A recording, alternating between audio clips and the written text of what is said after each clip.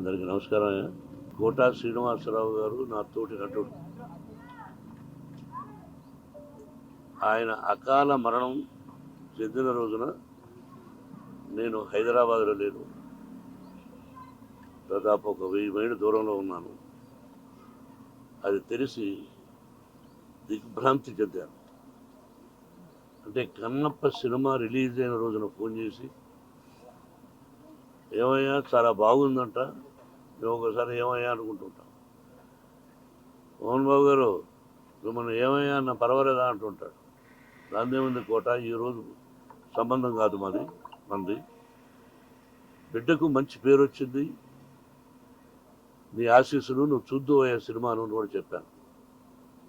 ఆ తర్వాత ఈ సంఘటన జరిగింది. మా ఇద్దరిది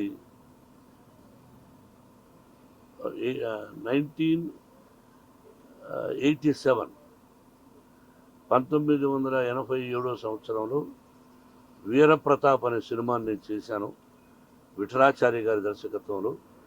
దానిలో మాంత్రికుడి వేషానికి పిలిపించి గెటప్ వేసి ఆ పిక్చర్లో మెయిన్ విలన్గా అవకాశం ఇచ్చాను. నా బ్యానర్లో, బయట బ్యానర్లో కానీ మేము కలిసి చాలా పిక్చర్స్ చేశాం.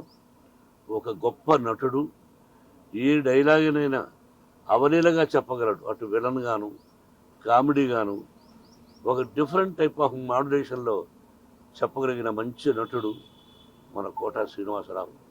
నా కుటుంబానికి అతి సన్నిహితుడు. అతని మరణం నా కుటుంబానికే కాక సినిమా పరిశ్రమకు కూడా చాలా తీరని లోటు. వారి ఆత్మకు శాంతి, వారి కుటుంబానికి మనశ్శాంతి కలగాలని కోరుకుంటున్నాను. Thank you.